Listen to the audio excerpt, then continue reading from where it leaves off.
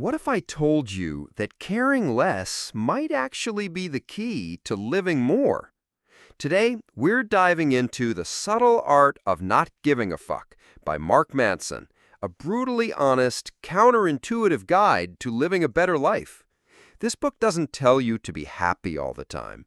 In fact, it tells you the opposite, that life is messy, and you should choose your struggles wisely. One of my favorite lines? You can't be an important and life-changing presence for some people without also being a joke and an embarrassment to others. Intrigued? Let's break it down. No sugarcoating, just real talk. All right, guys, The Subtle Art of Not Giving a Fuck, a counterintuitive approach to living a good life by Mark Manson. Now, before you jump to conclusions based on the title, this isn't about being completely indifferent to everything. Manson explains that the whole point of the book isn't to tell us not to care about anything, but rather to argue that we should give a fuck about some things. The crucial question is, what do we care about and why? This book intentionally pushes back against a lot of conventional self-help advice that often assumes specific values and definitions of success, like having a mansion, a fancy car, or a perfect relationship. Instead, it aims to show that these cultural definitions of success and values might not be right for everyone. The real question for improving your life, Manson suggests, is what kind of goals should we even have in the first place? Let's break down some of the key ideas chapter by chapter. Chapter 1, Don't Try. The book kicks off with the story of Charles Bukowski, the famous writer who lived a pretty wild and chaotic life, but found success despite seemingly doing everything wrong. His epitaph simply reads, "Don't try." Bukowski's success, Manson argues, came from his acceptance of being a loser and being unflinchingly honest about who he was without trying to be anything else. Conventional self-help often focuses on what we lack, which ironically reinforces our feelings of inadequacy. Constantly chasing better or superior just keeps reminding us of what we don't have. The world constantly bombards us with messages to give a fuck about everything, like the latest TV or a better vacation, which is great for business, but terrible for our mental health, as it ties us to superficial and deceptive things. The key to a good life is to care about fewer things, focusing only on what is genuine, present, and truly important. Manson describes the feedback loop from hell, which is that psychological pattern where we feel bad about feeling bad, like getting anxious about being anxious or angry about being angry. This is uniquely human, the ability to think about our thoughts. Modern society and social media make us feel like having negative experiences, like anxiety, fear, guilt, is not okay, leading to stress, mental disorders, and self-loathing. The solution is to accept that the world sucks sometimes, and it's okay to not care that you feel bad, which breaks this vicious cycle. Then there's the backwards law, a concept adapted from Alan Watts. It states, the pursuit of positive experience is in itself a negative experience, and paradoxically, the acceptance of negative experience is in itself a positive experience. The more you try to feel good all the time, the more dissatisfied you'll become, because chasing something only reinforces that you lack it in the first place. Conversely, embracing the negative can lead to positive outcomes, like the pain of exercise leading to better health, or business failures leading to deeper understanding. Manson highlights 3 subtleties of not giving a fuck. Not giving a fuck doesn't mean being indifferent, it means being comfortable with being different. Truly indifferent people actually care too much and avoid meaningful decisions. We all have to care about something. Not giving a fuck means not caring about the adversity when pursuing a goal, or not caring about upsetting others to do what's right. People who dare to face failure and do what they believe in do so because they know it's more important than their feelings or ego. Not giving a fuck about adversity. You have to care about something more important than the adversity itself. People who get upset over trivial things often don't have bigger, more meaningful things to care about. Finding what's important and meaningful in life is the most efficient use of your time and energy. Whether you realize it or not, you are always choosing what you give a fuck about. As children, we care about everything. As we mature, we become more selective about what we give our attention to. This is maturity, leading to more consistent happiness as we allocate our attention to life's important things like family or close friends. Chapter 2. Happiness is a problem. This chapter starts with the story of the Buddha who was raised perfectly by his father, shielded from all suffering. Yet he felt empty and worthless. When he finally saw suffering outside, he pursued extreme suffering, only to find that suffering without purpose was also meaningless. Eventually, he realized that life is full of suffering, whether rich or poor, and pain and loss are unavoidable. Suffering has a biological utility. It's a natural mechanism that prompts change. A little dissatisfaction and insecurity motivate living organisms to strive and innovate for survival. Both physical and mental pain are signals telling us to take some kind of action. Problems never truly go away, they just change or elevate.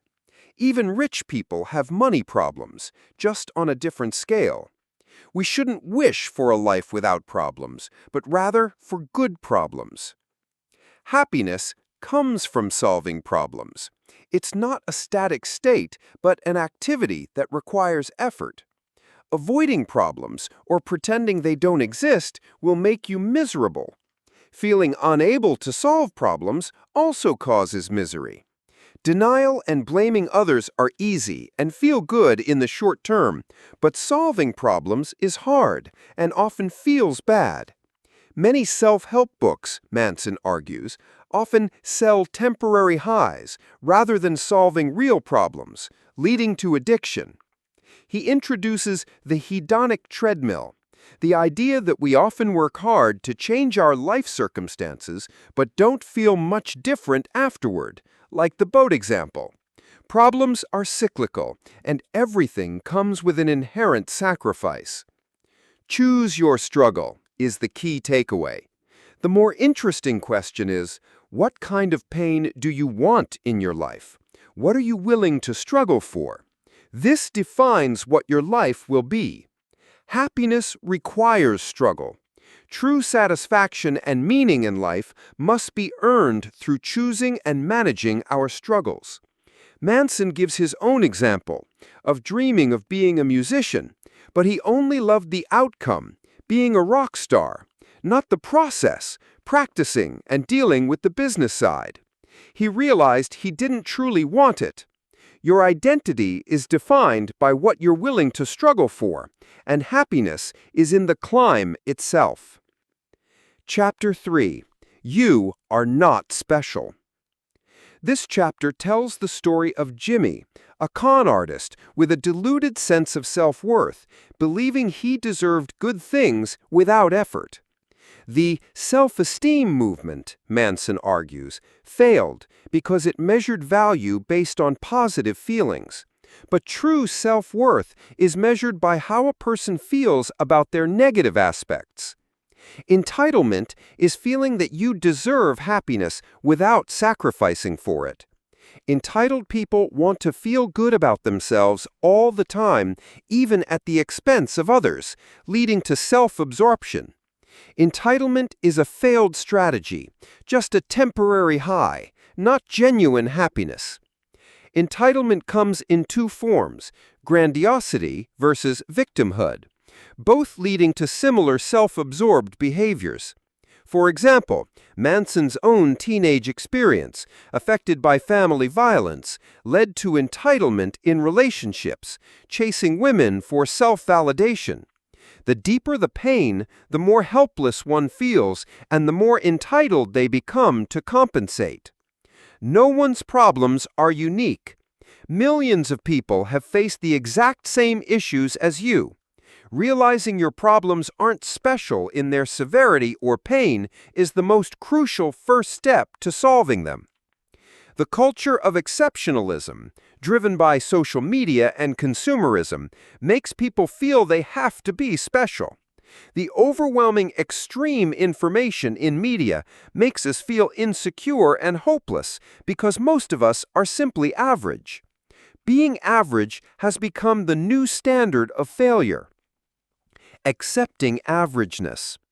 Truly great people don't believe they're special. They're obsessed with self-improvement because they're convinced they're not that great and can get a lot better. The idea that everyone can be special and successful is just self-delusion, empty calories that make you feel emotionally fat. Emotional health comes from eating your vegetables, embracing the bland, repetitive truths of life, like your actions don't matter that much in the grand scheme, and most of your life will be boring and unremarkable, which is perfectly fine.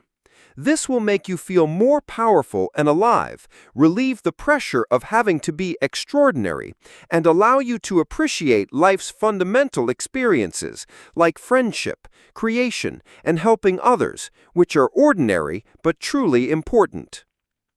Chapter 4. The Value of Suffering.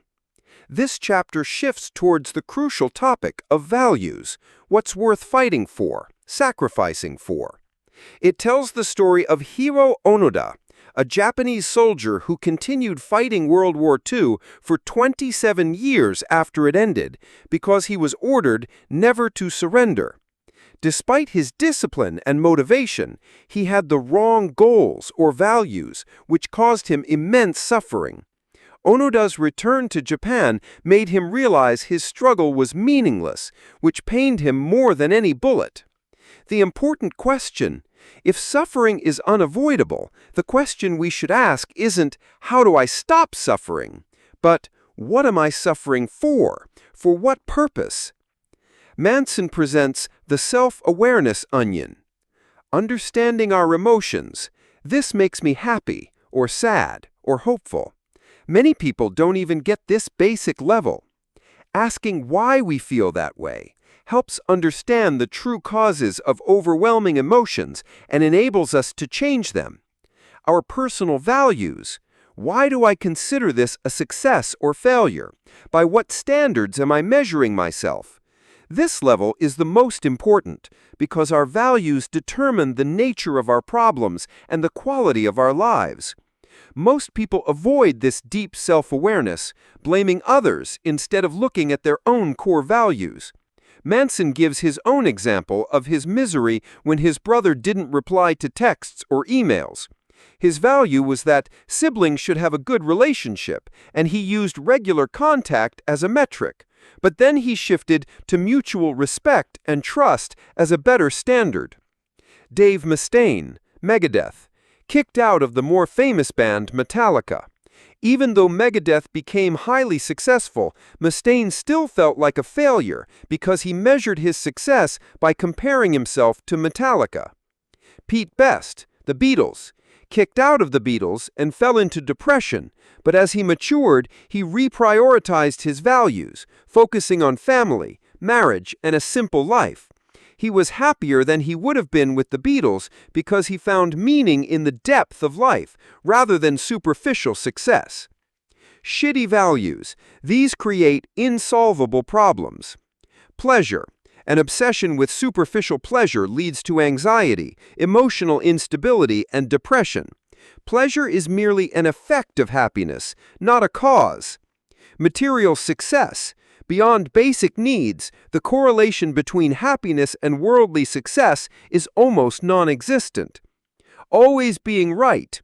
Being fixated on always being right hinders learning and empathy. Humans are wrong all the time, so we should assume we don't know much. Always being positive. Denying negative emotions leads to dysfunctional emotions and prolonged problems. Negative emotions are essential for emotional health. Defining good versus bad values. Good values. 1. Reality-based. 2. Socially constructive. 3. Immediate and controllable. Examples: honesty, innovation, vulnerability, self-respect, curiosity, humility, creativity. These are internally generated and engage us with the world as it is. Bad values: 1. Superstition-based. 2. Socially destructive. 3. Not immediate or controllable. Examples: dominating others, needing to feel good all the time, being the center of attention, being rich for richness' sake. The essence of self-improvement is prioritizing better values to choose better things to give a fuck about. When you give a fuck about better things, you get better problems. And when you have better problems, you have a better life. Chapter 5. You are always choosing. Responsibility is the first crucial value for building a good life. Manson shares this marathon running experiment. The physical pain is the same, but the feeling of choosing to run, for example, training for a marathon, makes it feel empowering and proud, whereas being forced, for example, mafia at gunpoint, makes it terrifying and miserable. Choice. When we feel we're choosing our own problems, we feel empowered. But when forced, we feel like victims and are miserable. Awareness for growth. Each of us is responsible for everything in our lives. Regardless of external circumstances, we always control how we interpret and respond to what happens to us. Responsibility-fault fallacy. People often confuse responsibility with fault. The saying, "with great power comes great responsibility," is true, but a deeper truth is, with great responsibility comes great power. The more we choose to take responsibility in our lives, the more power we gain over our lives. Accepting responsibility for problems is the first step in solving them. Manson's own breakup example. Even though he blamed his ex for cheating, he eventually realized he was responsible for his own happiness. Accepting this responsibility allowed him to grow and see his own role in the unhealthy relationship. He learned more from this painful experience than dozens of successes combined. Dealing with tragedy. Even in terrible situations, like a child dying or Malala being shot, individuals still have to take responsibility for coping and choosing how to respond. Pain is unavoidable, but we can choose the meaning we give it. There is no how. When people ask how to change, Manson replies, "Do it or don't. Don't ask how." Change is simply a matter of choosing to give a fuck about something else. But it's not easy. You'll feel insecure, fail, and face rejection at first, which are necessary side effects. Chapter 6. You're wrong about everything, but so am I. Uncertainty is the second value. Old beliefs are funny now. 500 years ago, people believed the world was flat, or Manson himself believed silly things 10 to 20 years ago. This is a good thing, because it means growth. Growth is a recursive process. We go from wrong to slightly less wrong, always approaching truth and perfection, but never reaching it. Obsession with being right hinders living. Clinging to painful beliefs, like feeling unattractive, is easier than testing those beliefs. Certainty is the enemy of growth. We should seek doubt.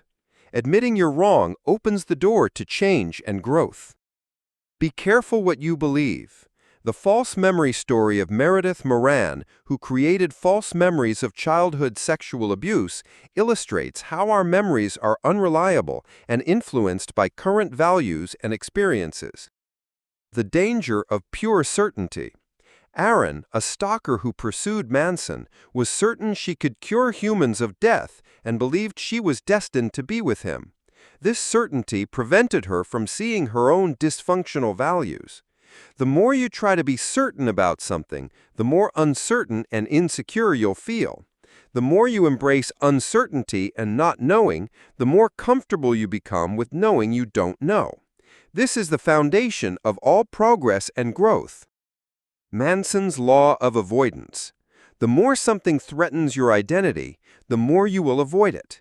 This means that changing how you see yourself, whether for the better or worse, is inherently scary. Psychological suicide. Buddhism teaches that the concept of self is an arbitrary mental construct, and we should let go of the idea that we truly exist. The psychological benefit is that letting go of the stories we tell ourselves frees us to act, fail, and grow. Your problems aren't that special or different from anyone else's, which is what makes letting go so liberating. Don't be special or unique. Set your measurement standards in an ordinary, broad way, like student, partner, friend, or creator. Choosing a narrow and rare identity makes everything feel more threatening. Letting go of grandiosity and entitlement, though hard at first, leads to better things. How to be less certain of yourself. What if I'm wrong? Consistently asking this helps break down your certainty armor. If I'm wrong, what would that mean? Forces us to consider conflicting values and often reveals selfish or insecure behaviors. Would being wrong create a better or worse problem than my current problem for both myself and others? This is the ultimate test for our values. Better problems sustain better relationships and help us grow. Manson has a rule: if the world is against you, it's usually you that's wrong. Chapter 7. Failure is the way forward. Accepting failure is the third value. Manson shares his personal experience of starting adult life as a failure, for example, graduating during a recession, no job, no money, which made him feel lucky because he had nothing to lose. Not pursuing your own projects, he argues, is the real failure. The paradox of failure, success. All growth comes from 1,000 tiny failures. The scale of your success is proportional to how many times you have failed. Avoiding failure is something we learn later, and it limits us. We can only truly succeed if we are willing to fail. If you're not willing to fail, you're not willing to succeed. Fear of failure stems from choosing bad values, like needing everyone to like you, which makes your self-worth dependent on others' judgment. Better values are process-oriented, like improving your social life, making your self-worth dependent on your own behavior. Problems are part of the process. Fear, anxiety, and sadness are necessary pains for psychological growth. Denying this pain is denying our potential. Significant paradigm shifts often happen when we confront our worst moments or the storms of shit.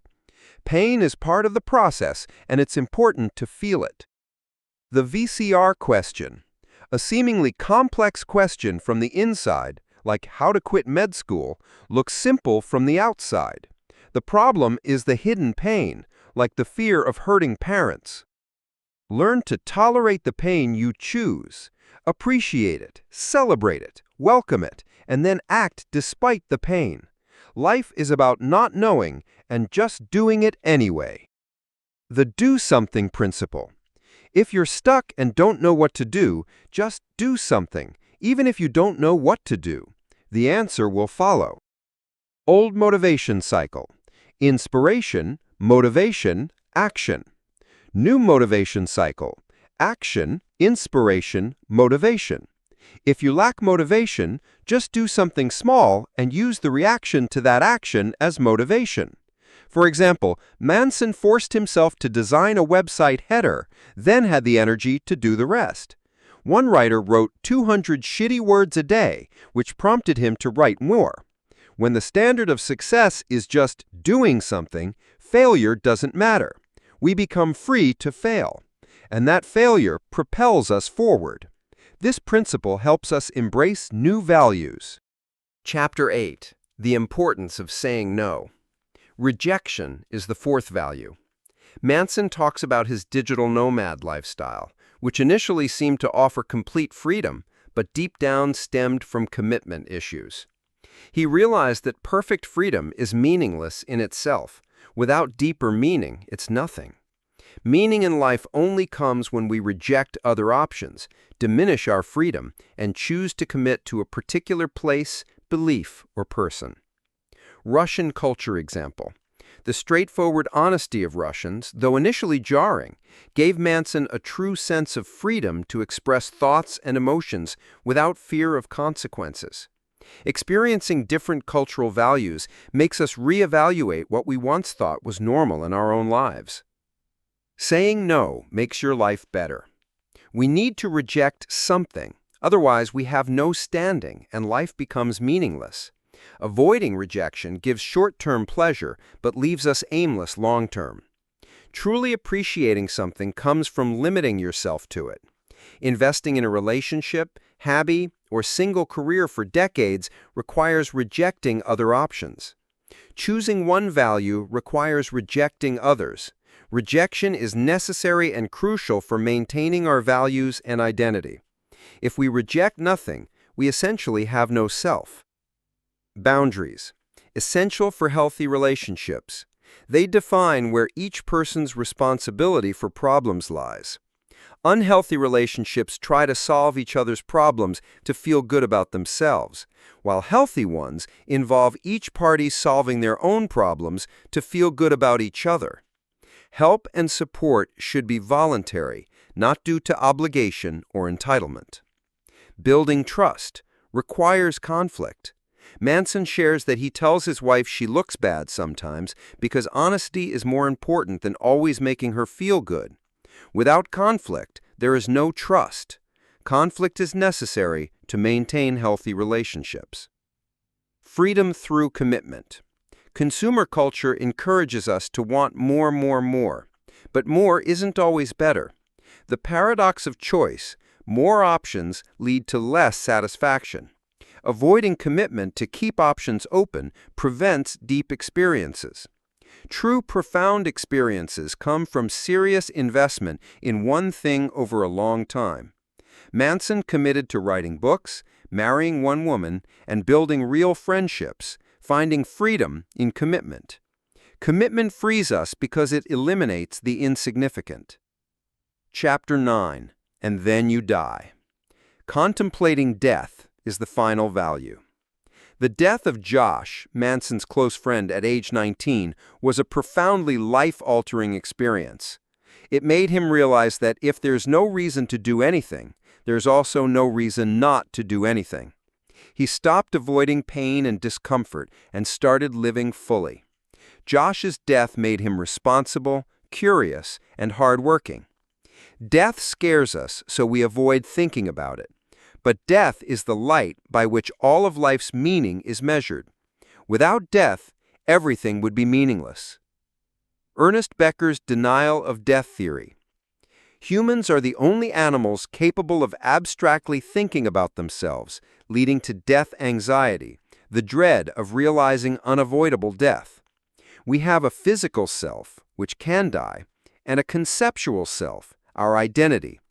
To compensate for death anxiety, we try to create a conceptual self that will live on forever, example, achieving fame, called an immortality project. Human civilization, religion, politics, art, and technological innovation are all the products of these projects. When immortality projects fail, death anxiety returns. Our immortality projects are, in essence, our values. We are driven by fear to give a fuck too much about things, to distract ourselves from the reality of dying. Becker realized before he died that immortality projects are the problem, not the solution. We should question our conceptual selves and be comfortable with death. The bright side of death. Manson's experience on the cliffs of Cape of Good Hope. Confronting death made him acutely aware and vibrantly alive. Embracing death and understanding his own fragility made everything simpler. The more I looked into the darkness, the brighter my life got. The world grew quiet, and I felt less resistant to what lay in my subconscious. Overall summary. The Subtle Art of Not Giving a Fuck offers a challenging perspective on happiness and living a meaningful life. It emphasizes that avoiding suffering or constantly seeking good feelings doesn't lead to true happiness. Instead, happiness arises when we choose to confront problems, embrace negative experiences, and solve them with the right values. Manson critiques self-help culture and consumerism for promoting entitlement, superficial values, and a fear of averageness or failure. The book's core message is to encourage readers to bravely face the realities of life by choosing to give a fuck only about what truly matters. This includes taking responsibility for everything in your life, embracing uncertainty, being open to failure, learning to say no, and most importantly, contemplating your own mortality. By doing so, individuals can develop genuine values, build trust, discover freedom through commitment, and lead a more meaningful and deeply satisfying life. In short, it teaches us to allocate our limited energy towards what genuinely matters, even if that means embracing discomfort and challenge in the process.